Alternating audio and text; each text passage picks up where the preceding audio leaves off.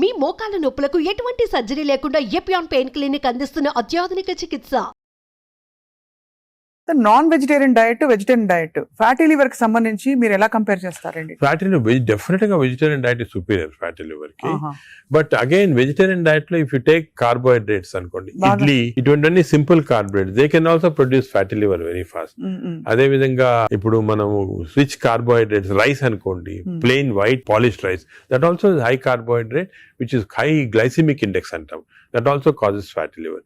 వెరాజ్ మిల్లెట్స్ చాలా తక్కువ chance of millets producing fatty liver. Non vegetarian లో certain thing, for example fish అనుకోండి, అదే ఎగ్ అనుకోండి, these are less associated fatty liver to some extent chicken. But red meat again we do against it. So non vegetarian మంచిది కాదు, vegetarian మంచిది కాదు, depends on the item. ఇంకోటి egg లో కూడా పీపుల్ కి రాంగ్ కాన్సెప్ట్, ఎగ్ వైట్ అయితే తింటున్నామండి yoke, అది తప్పదు. ఎందుకంటే ఎగ్ యోక్ లో 2 ఇంపార్టెంట్ కాంపోనెంట్స్ అదే. One is called choline. Choline అనే సబ్స్టెన్స్, కోలిన్ అనేది ప్రివెంట్స్ ఫ్యాటీ లివర్. ఓహో, కోలిన్. సో దానికే వి అడ్వైజ్ ఎగ్ యోక్ మంచిది, తప్పుగా అంటే అప్ టు 4 eggs పర్వాలేదు. బియాండ్ 4 eggs అంటే ఎగ్ యోక్ తినకూడదు, అప్ టు 4 eggs తినొచ్చు ఒకటి. రెండోది ఎగ్ యోక్ లో there is substance which protects the muscles. అంటే మన ఏజ్ అవుతాయి మజిల్స్ వేస్ట్ అయిపోతుంటాయి. సార్కోపీనియా అంటాం. Sarcopenia is not good. మనం exercise helps to muscle building. Sarcopenia రాకూడదు అంటే కొంతవరకు ఎగ్ యోక్ మంచిది చాలా.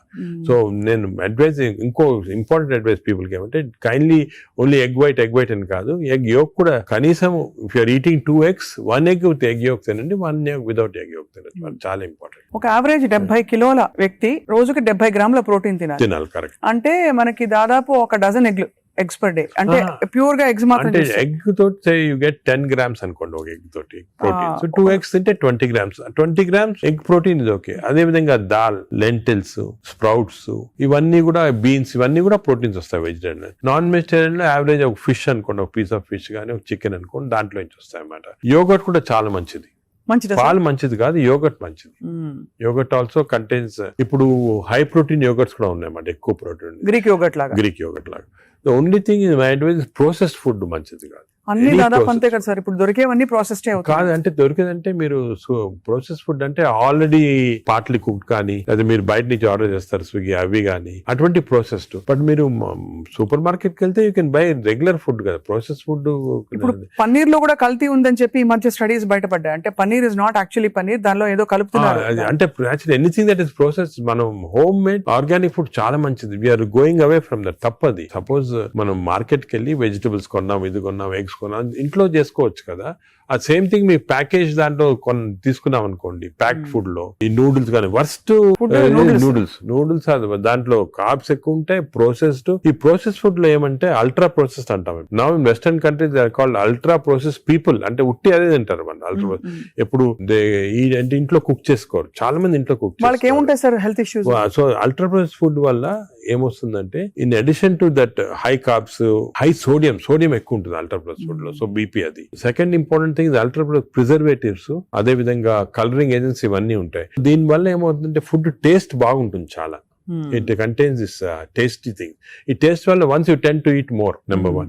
Number 2, ఈ ప్రాసెస్ ఫుడ్ వల్ల గట్ మైక్రోబయామ్ అన్ని చెడిపోయి బ్యాడ్ మైక్రోబయామ్ వచ్చి అది లివర్ కి ఎఫెక్ట్ అవుతుంది. ఈ మైక్రోబయామ్, ఇంకో విషయం, microbiome produces alcohol in the intestines. Bad microbiome మనం డ్రింక్ చేయాల్సిన అవసరం లేదు. ఈ బ్యాడ్ మైక్రోబయామ్ మనం కాన్స్టెంట్ గా ఆల్కహాల్ ప్రొడ్యూస్ చేసి ఆ ఆల్కహాల్ డైరెక్ట్ గా లివర్ కి వెళ్ళిపోతుంది.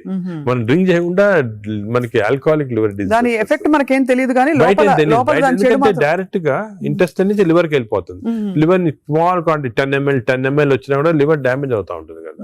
ఈ ప్రాసెస్ ఫుడ్ వల్ల అది ప్రాబ్లం. సో ప్రాసెస్ ఫుడ్స్ అయితే ఇంకా కామన్ గా అసలు ఐఎమ్ టోటలీ అగైన్స్. ఇన్ఫాక్ట్ మనం పిల్లలకి అన్ఫార్చునేట్లీ అలవాటు అయిపోతుంది. కుకీస్, నూడిల్స్, బర్గర్స్ ఇవన్నీ కూడా అలవాటు అయిపోయి, చిప్స్ ఆల్సో వెరీ బ్యాడ్. ఇంత అడ్వర్టైజ్మెంట్స్ చూస్తుంటాం. చిల్డ్రన్ కి అలవాటు అయిపోయి మేము దానికి చిల్డ్రన్ లో we're now seeing very incidence of fatty liver disease. పిల్లల్లో 20-30%, 40% నెఫ్లెట్ చిల్డ్రన్ లో ఫ్యాటీ లివర్ డిసీజ్ వస్తుంది. అక్కడి నుంచే స్టార్ట్ అయిపోతా ఉంది. It is going to become more and more danger. సొసైటీకి స్కూల్స్ లో కూడా అవేర్నెస్ ప్రోగ్రామ్స్ పెట్టాలి. స్కూల్స్ ఎగ్జాక్ట్లీ మీరు చెప్పినట్టు నేను I'm making a plea, government కానీ స్కూల్స్ లో అవేర్నెస్ మనకి అంతా కూడా మన food habits has to come from school stage. Schools లోనే వీళ్ళకి ఈ టీచింగ్ పెడితే children are very intelligent, they will observe what we say. వాళ్ళకి చెప్పండి ఇది మంచిది కాదు, బట్ స్కూల్ క్యాంటీనే స్కూల్ పక్కన ఉన్నదే ఫాస్ట్ ఫుడ్స్ అమ్ముతా ఉంటే ఇంకా అదేం చేస్తాం వాళ్ళు natural. So that is wrong. We should ban fast foods in schools and school surroundings compulsory. This is the most dangerous thing. మనకి ఎపిడమిక్ అయిపోతుంది. We're not realizing it's going to become very dangerous. చిన్నప్పటి నుంచే మనం healthy eating habits inculcate చేయాలి, చాలా important. Sir ఒకసారి gut health బాగా దెబ్బతినేసింది ఫర్ వేరియస్ రీజన్స్, బయట తిని లేకపోతే స్ట్రెస్ఫుల్ హ్యాబిట్స్ వల్ల, దాన్ని కరెక్ట్ చేయాలంటే ఎక్కడి నుంచి స్టార్ట్ చేయాలి? మనం ఇప్పుడు suppose somebody even 60 years 70 years లో కూడా మనం గట్ హెల్త్ రిస్టోర్ చేసుకోవచ్చు. ఎలా రిస్టోర్ చేయాలి సార్? ఏం చేయాలి? అదే ఫస్ట్ ఏమో food, it has to be organic food correct గా. అంటే అనేది ఏమంటే ఈ ఫాస్ట్ ఫుడ్స్, ప్రాసెస్ ఫుడ్స్ అన్ని ఆపే సింపుల్ ఫుడ్ మన ఇంట్లో, for example millets, fresh vegetables, దాని తర్వాత certain types of fruits. Fruits లో కూడా బెర్రీస్ అనుకోండి, 3 B's అని ఉన్నాయమ్మా. బెర్రీస్ ఒకటి, వెజిటేరియన్ లో బ్రోకలీ ఒకటి, బీట్రూట్ ఒకటి. 3 B's are very important. Berries daily ఒక కప్ ఆఫ్ బెర్రీస్ తింటే that itself will restore health. Great sir. Blueberry, berries, broccoli, beetroot, 3 B's అంటాం. ఆ 3 B's are very good food habits లో. Yogurt, మంచి yogurt తింటాం, healthy yogurt తింటాం. దాని తర్వాత నట్స్ లో కూడా అన్ని నట్స్ మంచిది కాదు. అది నట్స్ లో బెస్ట్ ఈజ్ వాల్నట్స్. అదే విధంగా సెకండ్ ఈజ్ ఆల్మండ్స్. ఇవి 2 ఆర్ గుడ్. పిస్తా అంత మంచిది కాదు, హై ఫ్యాట్ కదా sir. High fat pista. Same thing cashews కూడా సేమ్. అందులో నేతిలో వేయించి ప్రోటీన్ తిన్నాం అనుకోండి, అది again you're taking back. So అవి ఫ్రైడ్ క్యాష్యూస్ అవన్నీ కూడా అవాయిడ్ చేయాల్సింది. ఇలాగా హెల్తీ ఫుడ్ తోటి we can make lot of difference. Plus non vegetarian fish is very good. Fish తినే వాళ్ళకి ఫిష్ మంచిది. ఫిష్ కూడా అన్ఫార్చునేట్లీ ఈ మధ్యన కొంచెం ప్లాస్టిక్స్ వచ్చేస్తున్నాయి ఫిష్ లో. ఈ సీ లో ప్లాస్టిక్స్ వేసి రివర్స్ లో వాళ్ళకి మైక్రో ప్లాస్టిక్స్. ఈ microplastics and other future thing we have to concentrate as a society. Pollution, processed food, microplastics, these are called the 3 evils. ఈ 3 evils వల్ల మనం అన్ఫార్చునేట్లీ ఎంత హెల్త్ మెయింటైన్ చేయాలంటే కూడా మన society is not giving us the opportunity. అంటే బయటకు వెళ్తే సార్ ఇవాళ హైదరాబాద్ లో ఎన్ని రెస్టారెంట్స్ ఉన్నాయి సార్, ఇంకా అపిటైట్ ఉంది. రాత్రి 11:30కి వెళ్తే కూడా ఇంకా బజ్జింగ్. అసలు అందరూ ఎంత తింటున్నారు అంటే నేను రెస్టారెంట్స్ లో హెల్తీ ఫుడ్ కుక్ చేస్తే వాడడం మంచిదే, కానీ షార్ట్ కట్స్ తీసుకొని కుకింగ్ ఆయిల్ మళ్ళా యూస్ చేయటము, అదే విధంగా ప్రాసెస్ ఫుడ్ దాంట్లో యూస్ చేయటము, కలరింగ్ ఏజెంట్స్ యూస్ చేయటం, అది చేస్తే they are not very good. ఇప్పుడు తండూరి చికెన్ అని బాగా మంచి రెడ్ కలర్ వేస్తారు, that is not again good. It's bad for health. అంటే red colour colouring agents, preserving agents are not good. ఇది ఒక aspect. Second aspect gut health again not realised is physical activity. చాలా important. మీరు అనొచ్చు physical activity gut కి సంబంధం ఉంది. The gut is constantly reacting, liver is constantly reacting physical activity. మనకి daily standard 150 hours per week. 150 hours per week physical activity liver కి మంచిది. It has shown repeated గా 150 hours per week చేస్తే liver fat slow కరిగిపోతుంది. 150 hours sir, 150 hours a week అంటే 7 days లో 150 hours అంటే రోజుకు సుమారు 20 minutes per day. Okay, 150 అంటే 1.5 hours per 1.5 hours, 30 minutes per day for 5 days. Okay, 30 into 5 150 minutes అయితే 150 minutes per week కి సరిపోతుంది. అండ్ డైలీ చేయకపోవచ్చు, కొంతమంది వీక్ లో 2 సార్లు 3 సార్లు అలా చేయగలుగుతారు. టోటల్ క్వాంటిటీ ఇంత ఉండాలి 150 hours. ఇది మోడరేట్ ఎక్సర్సైజ్. అగైన్ చాలా మంది మేము ఎక్సర్సైజ్ అంటాం, ఇంట్లో తిరుగుతుంటాం, రోజంతా ఇంట్లో తిరుగుతుంటాం, ఇక్కడక్కడ పనులు చేసుకుంటా ఉంటాం, లేకపోతే మా ఆఫీస్ లో. అది కూడా that is not correct. Exercise అంటే మనం కరెక్ట్ గా ½ an hour you have to do moderate exercise. Moderate అంటే ఏమి? వాకింగ్ కానీ రన్నింగ్, ఏదన్నా మోడరేట్ అంటే మనం ఎక్సర్సైజ్ చేసినప్పుడు మాట్లాడుతుంటే మాట్లాడగలుగుతాం కానీ వీ కెనాట్ సింగ్. అవును, పాట పాడలేము, మాట్లాడగలుగుతాం. That is moderate exercise. అంటే we can carry on a conversation with somebody. ఆయాసపడుతూ కొంచెం క్యారీ చేయొచ్చు. మనం బాగా విగ్రెస్ అయితే మాట్లాడలేము, that is vigorous exercise. But మన if you're able to sing in doing exercise, that means it's not moderate. So మనం ఈజీగా టెస్ట్ చేసుకోవచ్చు. ఒకరొకరిలో వేరేగా ఉంటుంది. జనరల్ గా heart rate we say get to 50 to 70% అంటాం. అంటే 150 హార్ట్ బీట్ లాగా తెచ్చుకోవాలి. ఎందుకంటే మోడరేట్ ఎక్సర్సైజ్ చేసినప్పుడు మన హార్ట్ ఇంక్రీజ్ అయ్యే రేటు, సర్క్యులేషన్ ఇంక్రీజ్ అవుతుంది, లివర్ లో ఉన్న టాక్సిన్స్ అన్ని బయటకు వస్తాయి, బ్రెయిన్ సర్క్యులేషన్ ఇంప్రూవ్ అవుతుంది, హార్ట్ లో collateral. That's why we're emphasizing on this moderate exercise. ఏదో క్యాజువల్ గా పొద్దున ఒక 5 మంది ఫ్రెండ్స్ ఒక గంట సేపు నడిచామని ఒక 2 kilometers నడిస్తే దట్స్ నాట్ మోడరేట్ ఎక్సర్సైజ్. అది రెగ్యులర్ గా కన్సిస్టెంట్ గా చేయాలి. బాడీ కన్సిస్టెంట్ గా moderate exercise. Clear definition moderate అనేది. Moderate exercise 150 hours a week చేస్తే డెఫినెట్ గా we prolong life by 5-6 years. In fact every 5 minutes of exercise కి you prolonging life by 7 minutes. 5 minutes చేస్తే 7 minutes prolong చేస్తాం life. Sir, ఈ context లో మీరు ఇంతమంది స్టార్స్ ని ట్రీట్ చేశారు. AIG లో చాలా మంది top most stars of the country ఇక్కడికి వచ్చారంటే మీ దగ్గరికి వస్తారు. దీనికోసం కూడా వచ్చిన వాళ్ళు ఉన్నారు.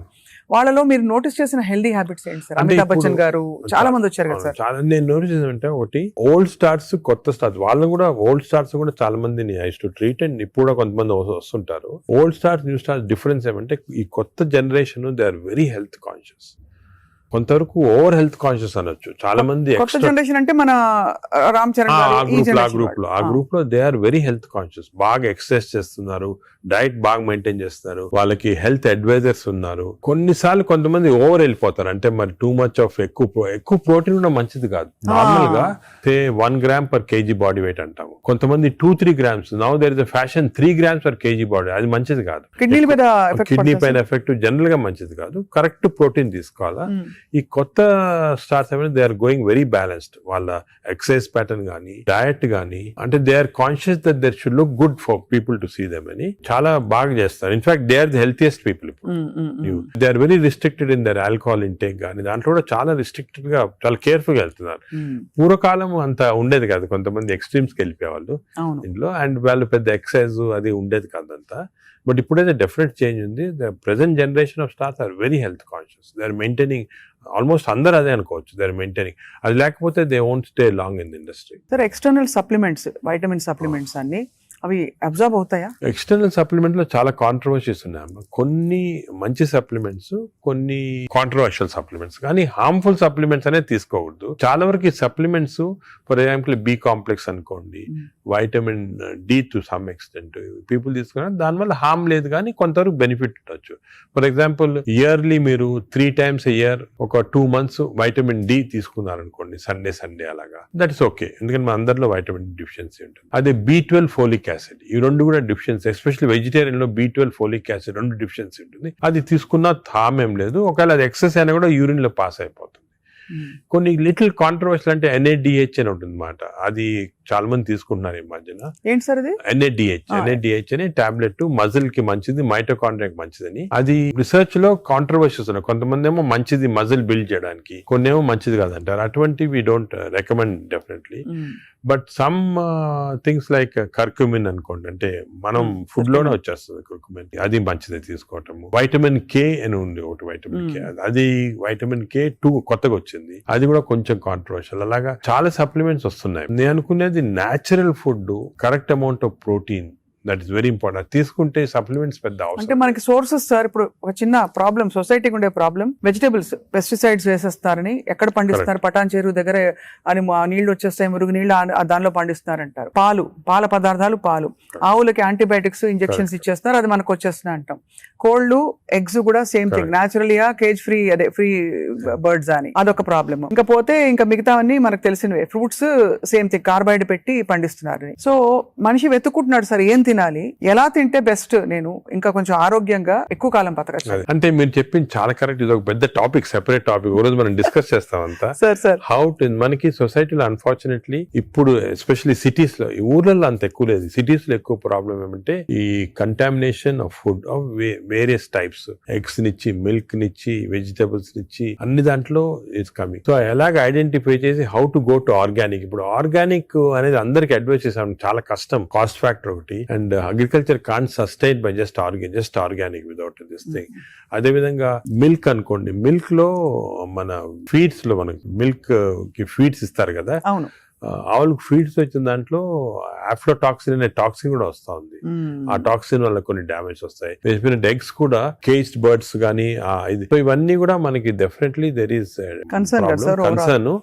కొంతవరకు those who can afford it, organic food కానీ, ఇంట్లో గార్డెన్ చేసుకోవడం, గార్డెన్ ఫుడ్ తీసుకోవడం కానీ, అలాగే విధంగా పౌల్ట్రీ కూడా అలా చేయటం కానీ. ఫిష్ లో కూడా there is a ways of seeing that you don't get in to.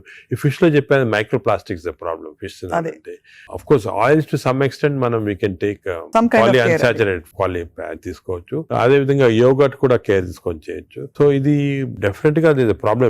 Middle class person కి ఇప్పుడు హై క్లాస్ ఫుడ్ దొరకాలంటే నాట్ ఈజీ, చాలా కష్టము. మనం as a society we should start thinking how to do it, how as we can అని నేను దీని గురించి చాలా ఆలోచిస్తుంటాను. ఒకసారి మనం డిస్కషన్ కూడా పెట్టుకుంటాను. తప్పకుండా sir, that be wonderful sir.